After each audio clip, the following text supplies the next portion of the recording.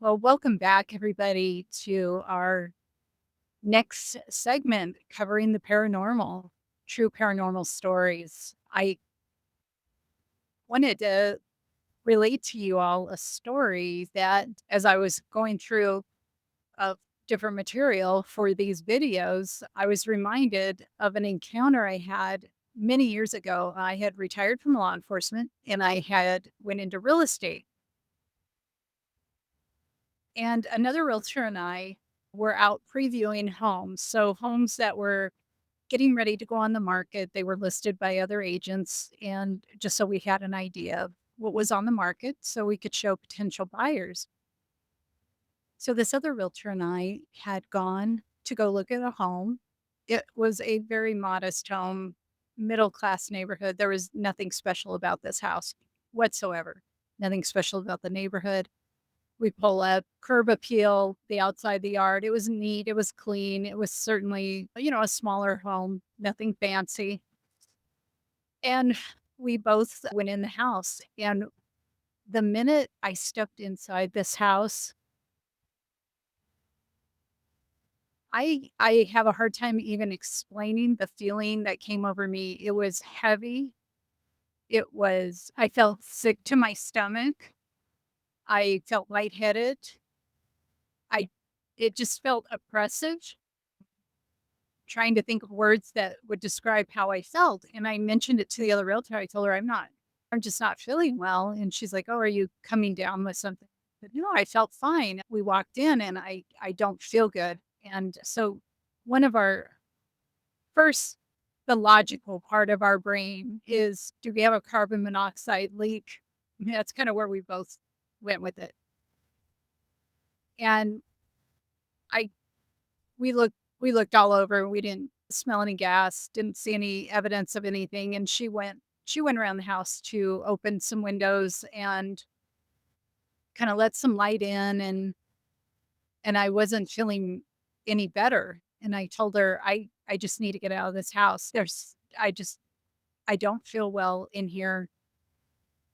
And so I went out, and I was outside, and it wasn't immediate, but pretty soon after I went outside, the feeling subsided. And then pretty soon she comes out and she's like, "Well, that was really weird. I" she goes, "I went into one of the back bedrooms to open the blinds and just look around." And she goes, "I I don't know." She goes, "I didn't feel right." And she wasn't having the symptoms as bad as I was. She goes, "I don't know, just something doesn't feel right." And so we closed up the house, locked it up.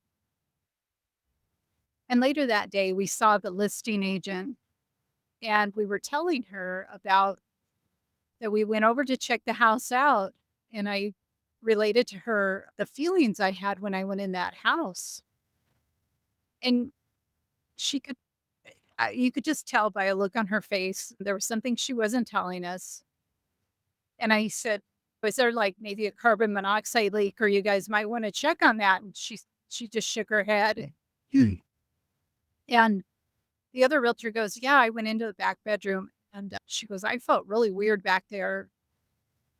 And we're like, "Is there something about this house that we need to know?" And she said, yes, it had been a crime scene of a murder suicide. Now, in our state, and I don't know how it is in other states, we are not obligated to disclose that to potential buyers. And so that was not on any part of the listing or any of the disclosures. And it it just made me realize that our bodies are telling us something, and sometimes we need to pay attention. I think we get so wrapped up, and I'm guilty of it too, thinking of a logical reason for whatever we're feeling and that gut instinct. And I should know better because I did come from law enforcement, and that gut instinct, you really learn to rely on it. And I really don't know why I was tuning it out. And so I got to talking with some other realtors, and it was interesting because over the years, some of these realtors have been in the business for 20, 30 years and had encountered things like this, but they were like, we don't ever talk about it. It's kind of bad for business.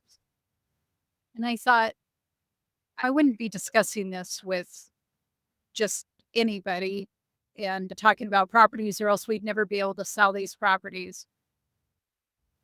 But I thought it's kind of sad that we don't feel comfortable talking about when we get feelings like that and why we would tune that out.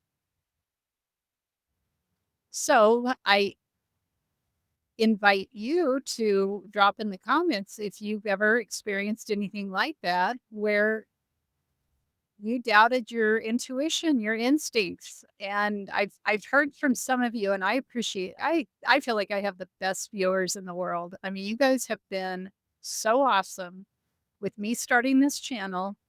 And I appreciate all the comments. I've received comments. Some of you have emailed me, and it's just been a wonderful experience. And I want to thank you all for that. But I would love to hear from you. Have you ever had that gut instinct that something was wrong and you either didn't say something, or you followed your instinct and maybe it kept you out of a bad situation? Anyway, that is what I have for you all today. I am hoping to continue on this series of true paranormal encounters, not because I want to be a paranormal channel, but it really is reflective in my writing as an author. It certainly is part of my intuitive storytelling, I call it now. And for those of you that are on the creative path, how do different experiences in your life shape your creative passion, whether it's writing or artwork or whatever it is? I would love to hear from you. Please drop it in the comments. Again, thank you all so much for your support, for subscribing, liking this channel as we grow it. You guys, I will probably do a video on starting a YouTube channel after 50. I really hesitated to start this channel, and it was with the encouragement of many of my readers for the last year encouraging me, and I had resisted, and here we are, and I am really having a great time doing it. I would love to hear any suggestions you guys have for topics as we dive into different subjects. Not It doesn't have to be paranormal. It could be maybe something you're trying to pursue that you're just not sure how to get started or get past that resistance phase.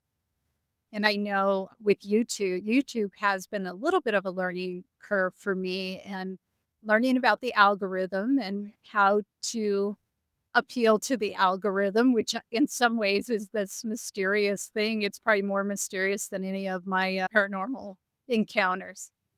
But I will talk to you all later. Have a wonderful day. Thanks again.